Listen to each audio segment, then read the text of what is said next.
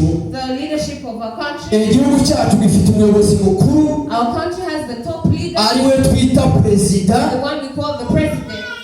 Hallelujah. Amen. Afite ibyo ashinzwe, There are things he's supposed to do. afite uburyo ayoboye igihugu. There's a way how he leads the country. Ariko nanone But again, kuko ayoboye mu rwego rw'igihugu, because he leads on a national level, ntabwo ashobora kureberera igihugu he cannot care for the whole ngo amanuke amenye n'ibyabaye mu karere, even until the district, ngo arangize n'ibiri mu murenge, even at the ngo arangize kugeza ku mudugudu. and to the cell. Niyo mpamvu That is why munsi ye hari izindi nzego. under the president there are other levels. Hari abaminisitire, There are ministers, hari abashinga amategeko, there are lawyers, hepfo yaho hari ba guverineri b'intara, there are governors of districts, hari ba meya batwara uturere, mayors of districts, hari n'abayobozi bayoboye imirenge, there are executives of sectors, hari n'ab'utugari, we have state leaders hari n'ab'imidugudu.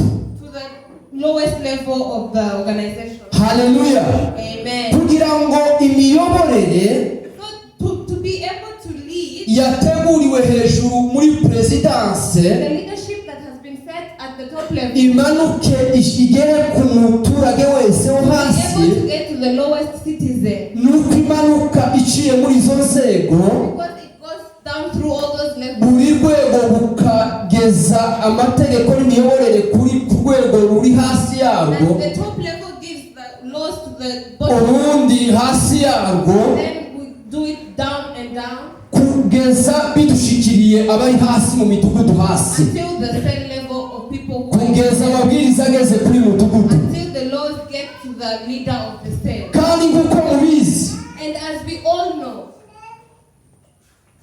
muzi ko ayo mategeko cyangwa se ayo mabwiriza we know that those rules agamije kubaka igihugu, intending to build the country, agamije kureberera igihugu, intending to keep the country secure. iyo yageze hasi When those rules get at the bottom level, buri wese arayubahiriza. everyone abides by them. Haleluya. Amen. Buri wese arayubahiriza, Everyone abides. buri wese arayubahiriza, Everyone abides.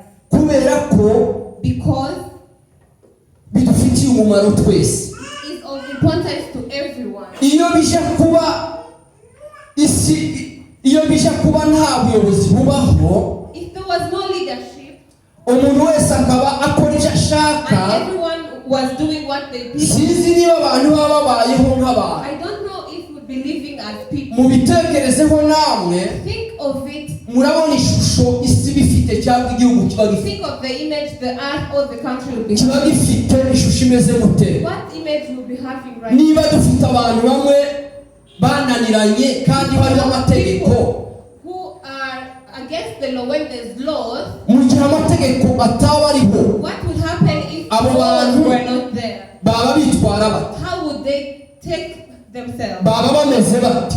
How would they be? Baba ari bantu ki? What kind of people would they be? Umuntu yiha icyo ashaka, When you get whatever you umuntu want agakora icyo ashaka, and do whatever you want, nta tegeko rimuhana, when there's no law against, nta tegeko rimukumira. when there's no law that Murumva ishusho y'ibintu think of that image. ibisa gute? How would it be looking like? Haleluya. Amen. Niyo mpamvu ubuyobozi That is why leadership ari bwiza, is great. ubuyobozi ni bwiza, Leadership is good. akamaro kabo, The importance of leadership, haleluya, hallelujah, niko kadushiriraho is what puts umurongo ngenderwaho. the line that we should all follow. Ubuyobozi Leadership nibwo budushiriraho puts uburyo bw'imibanire, the way how we live bugatuma abantu babasha kubana neza and n'abandi, helps people live with others mutually. ntahohotera undi, When nobody is abusing another, ntawubasha kwiha iby'undi, not stealing what is not yours, kubera ko hari amategeko abikumira, because there are laws. hari amategeko adukumira kuri There are ibyo. laws that govern us on that. Haleluya. Hallelujah. Ikindi nanone, Another thing, ubuyobozi leadership nibwo budushakira umutekano. finds for such a security on our behalf. nibwo budushakira umutekano. Find security on our behalf. burahari ngo bushakire igihugu umutekano. Leadership is there to ako ni akamaro k'ubuyobozi. That is the importance of ndetse leadership. ntibugarukiraho And not only that, bushaka n'uburyo bw'iterambere, but also finds ways to development. buryo bw'igihugu cyatera How imbere the country can advance mu bikorwa remezo, in the infrastructure, ndetse n'abaturage ku giti cyabo, no gushakira iterambere abantu ku giti and cyabo. on the citizens on a personal level. ako ni akamaro That k'ubuyobozi. is the importance of leadership. haleluya. Amen. niyo mpamvu rero That is why, no mu buryo bw'umwuka, even spiritually, kwemera kuyoborwa na mwuka allowing the Holy Spirit to lead you ni ihame ry'umukristo, it is a principle of every. ni ihame ku buzima bw'umukristo. It is a principle for the life of umukristo nyakuri a true Christian. ni ngombwa ko ayoborwa Should n'umwuka be led by w'imana. the Holy Spirit. ijambo ry'imana niko rivuga. That's what the Word of God says. pawulo niko yabyandikiye abaroma mu gice cya munani Paul told Romans umurongo wa 14 verses 14. yaravuze ngo abayoborwa n'umwuka w'imana Says bose that those who are led by the Holy abo Spirit, nibo bana b'imana those bonyine. are the only children of abo God. bonyine bayoborwa n'umwuka w'imana Only those that are led by the nibo Holy bana Spirit, b'imana.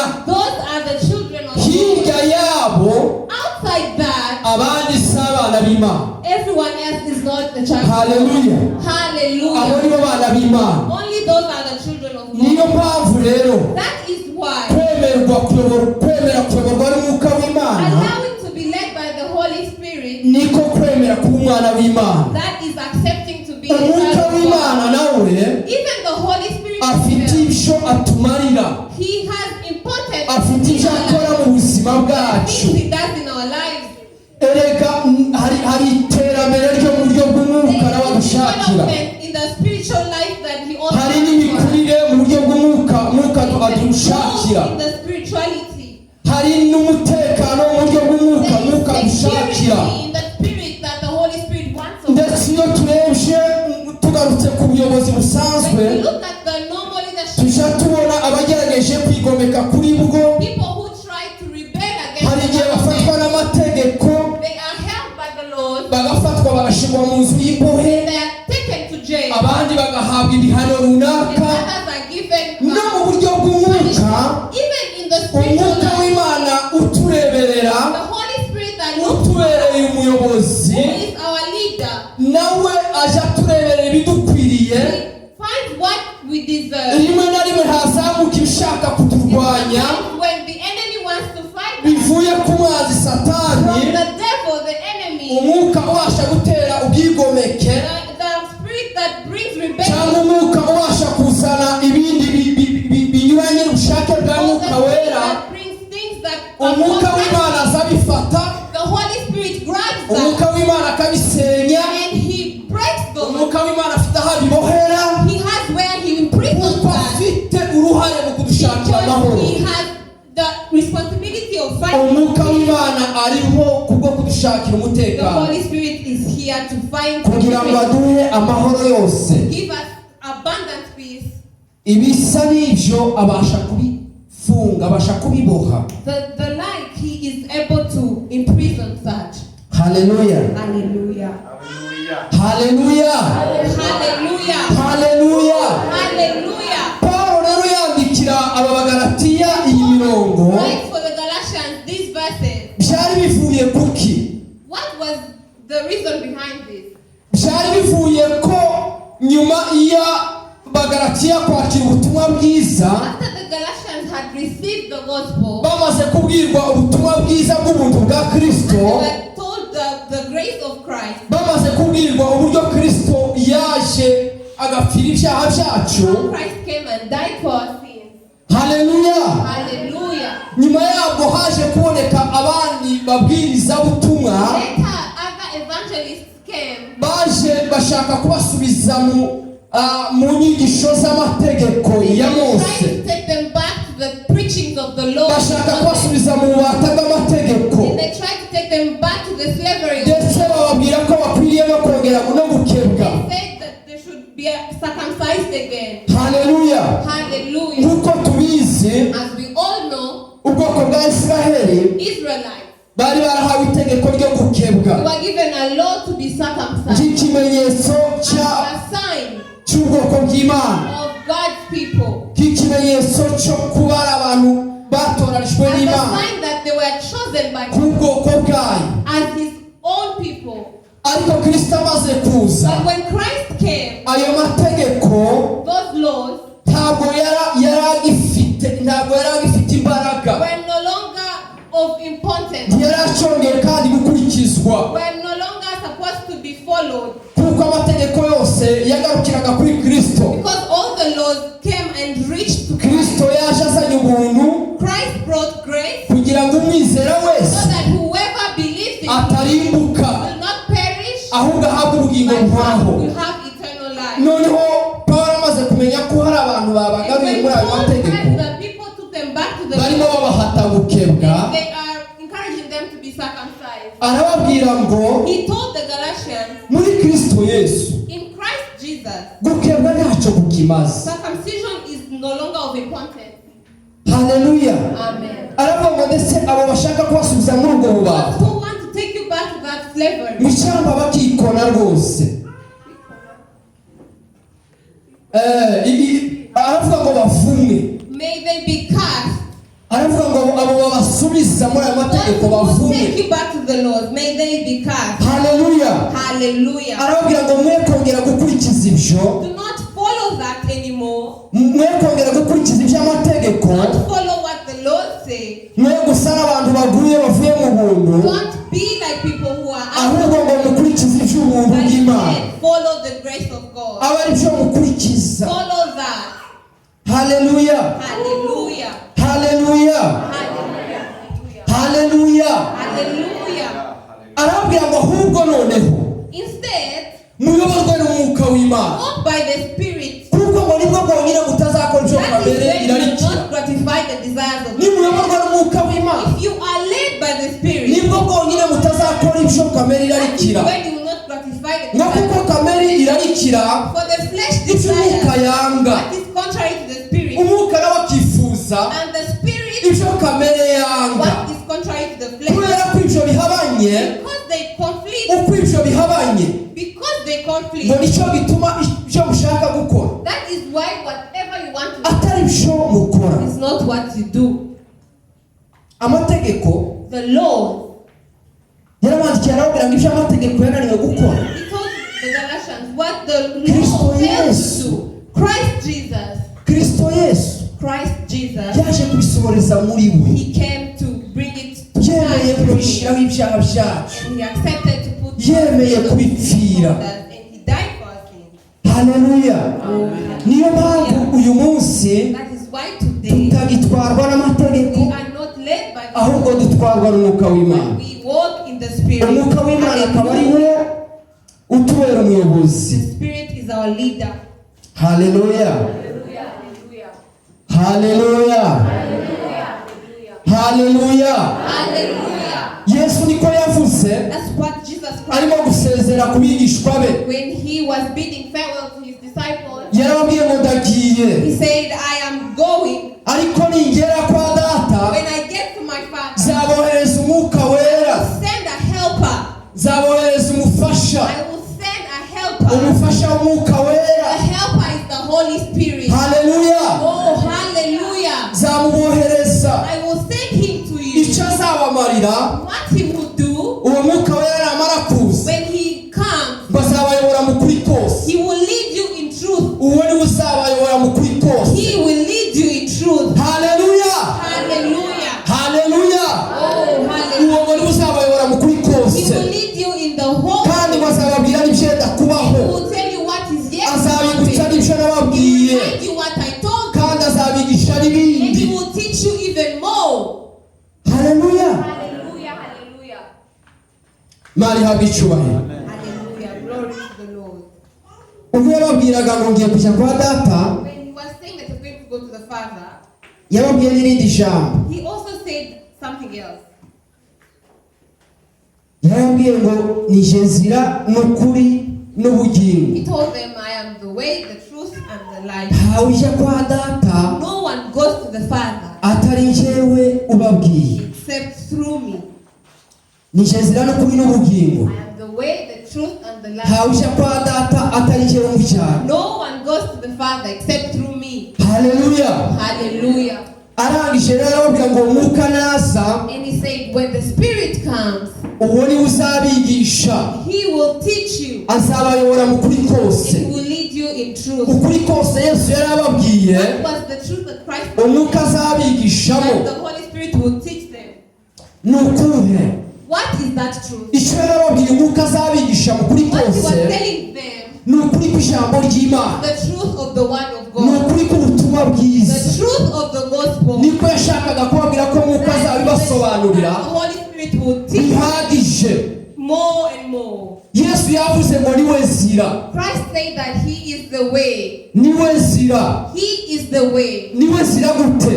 How is he the way? kubera ko niwe wavuye ku Mana Because it's him that came from araza mu God isi, and came on the earth. ni nawe wongeye kandi gusubira ku And Mana. it is he that went back to iyo niyo God. nzira yashakaga kubabwira. That is the way he was. arababwira ngo kubera kuko ari je wavuyeyo, Because it's me who came from ari him, nanjye usubiyeyo, and it's me who's going back. kandi ngiye kubategurira aho I'm muzaba. going to prepare how to kugerayo go n'inzira to muri jewe. To get there is through ntawe me. uzagerayo atari je umujyanyeyo. Go there except ntawe uzagerayo atari je umujyanye. you go unless uwo I take mwuka you. rero naza When that spirit comes, azababwira iby'uko kuri. he will tell you of that truth. haleluya. Oh, hallelujah. umwuka w'Imana rero The Holy Spirit niwe ufite umurimo wo kutwumvisa ko has the responsibility to Yesu wavuye mu ijuru, that Christ who came from heaven, akaba ariko yasubiye no gusubirayo, same way when he descended back to uko heaven, ariko natwe and tuzagenda. that's the same way we will go. haleluya.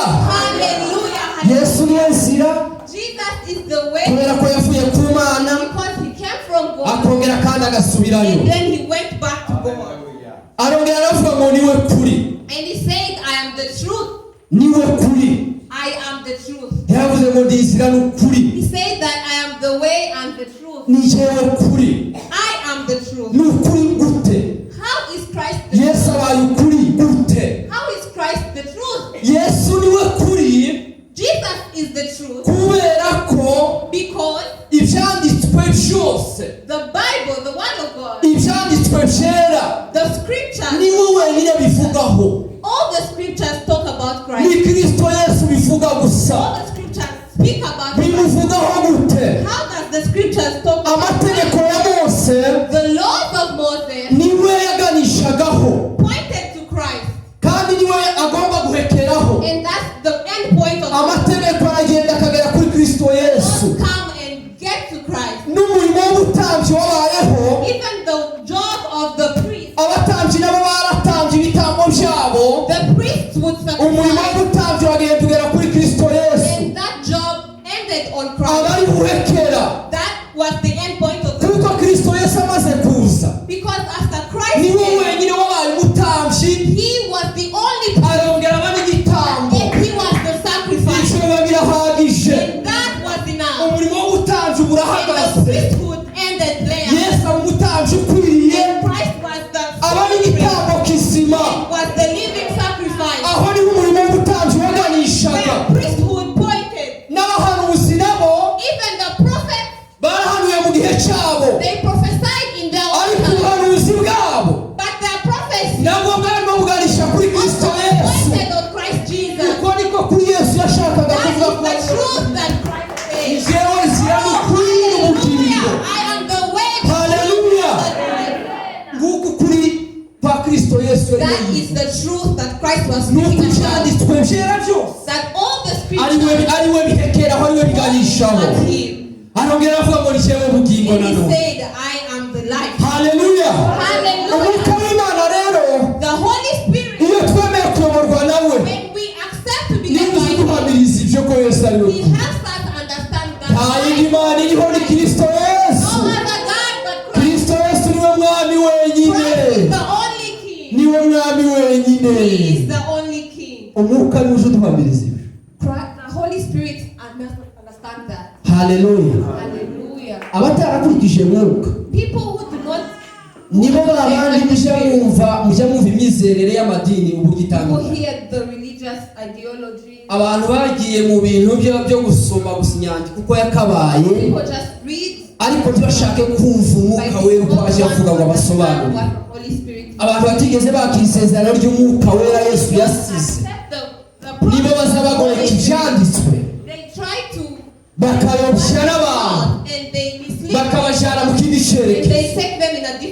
Ariko mureke twemere kuyoborwa n'umwuka w'Imana kugira ngo ajye dusobanura ibyanditswe byera, atubwire ibya Kristo Yesu uko byakabaye. Yesu aravuga ngo ni jyewe bugingo. Haleluya. Hallelujah. Yesu niwe bugingo nyine. Jesus is truly life. Yaraje, He came yishyiraho ibyaha by'abantu, and put our sins on his shoulder, arangije arabihanirwa, and he was punished for us, yemera gupfa urupfu rwo ku musaraba. and he died the death of the cross. Haleluya. Hallelujah. Avuga ijambo rimwe gusa, aravuga ngo unyizera And he said, whoever ko navuye ku Mana that I came from God kandi akizera ko ubugingo bwe ibyaha bye byo napfiriye, and believes that I died for them, unyizera wese whoever believes it afite ubugingo buhoraho. has eternal life. Haleluya. Hallelujah. Afite ubugingo buhoraho. Has eternal life. Ayo maraso Yesu yamenye, The blood that Christ shed, ayo niyo aduhesha ubugingo buhoraho. blood that gives us eternal life. Ayo niyo aduhesha ubugingo buhoraho. That blood gives us Dufite eternal life. ubugingo rero We have eternal kubwo life kwizera ayo maraso, for believing in the blood, kandi nanone nabyo and also no kwizera nako faith tuguheshwa na Mwuka. is granted by the Holy Spirit. Nitwemera kuyoborwa na Mwuka w'Imana, Consent to be led by the Mwuka Spirit w'Imana of God. n'uduhesha kwizera, He will give us the ability to kwizera have faith. kuzatuzamura That faith that will help us kukatugeza ku to Mana. and get us to the Lord. Hallelujah. Haleluya.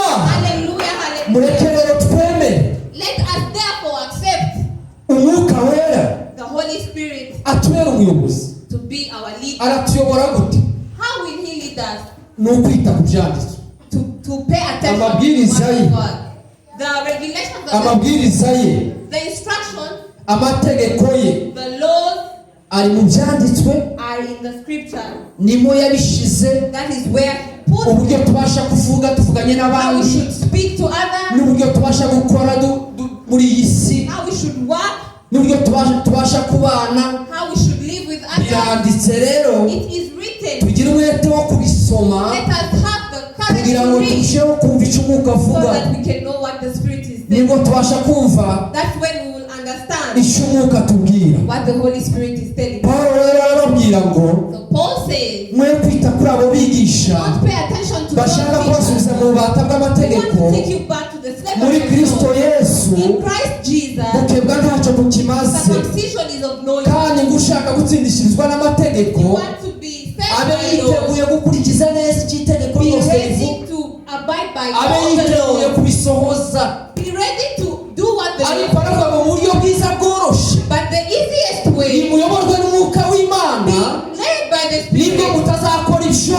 kamere When you irarikira. will not gratify the flesh. Haleluya. Hallelujah. Kandi mu buzima bw'umuntu In the life of man, harimo abayobozi babiri, we have two leaders. abayobozi babiri bagukoreramo. Two leaders that work in Harimo man. kamere, There's the flesh harimo na mwuka. and the spirit. Rimwe na rimwe mwuka iyo akubwiye ngo jya gusenga, The spirit will tell you to go to pray. kamere nawe ajya kubwira ngo nta kibazo And the uzamusengesha. flesh will say, you will pray tomorrow. Ndetse bamwe hari abajya bavuga, And some people say, mwavuga gusenga cyane, they say to pray. bakavuga ngo gusenga cyane si bwo bukristo. Say praying a lot is not Gute Christianity. butari ubukristo? How is it not Gusenga cyane Christianity? nibwo bukristo. Praying a lot is Niko Christianity. Pawulo yabyanditse kandi And Paul abwira wrote abatesalonike, and told yarabwiye ngo Thessalonians, musenge ubudasiba. pray and cease. Umukristo nyakuri True Christians agasenga ubudasiba. pray always. Rero gusenga So praying nibwo bukristo, is Christianity. nabwo ni ubukristo. It is also Kandi niyo Christianity. nzira nziza, And it is the ni greatest inzira way. ifatanya n'ibyanditswe A way that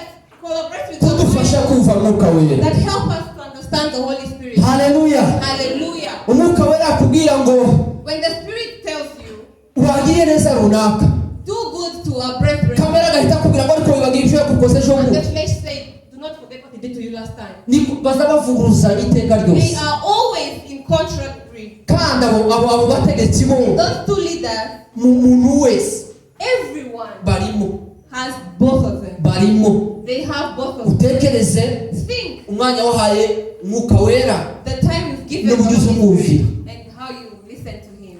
haleluya Hallelujah. ubitekerezeho Think about it wumve niba ugira umwanya ungana ute wo kumva and umwuka know how much wo time you kumutega have amatwi time to listen. utekereze n'umwanya ungana ute ugira wo gushyira mu bikorwa ibyo agusaba. You have the time that He asks of you to do things.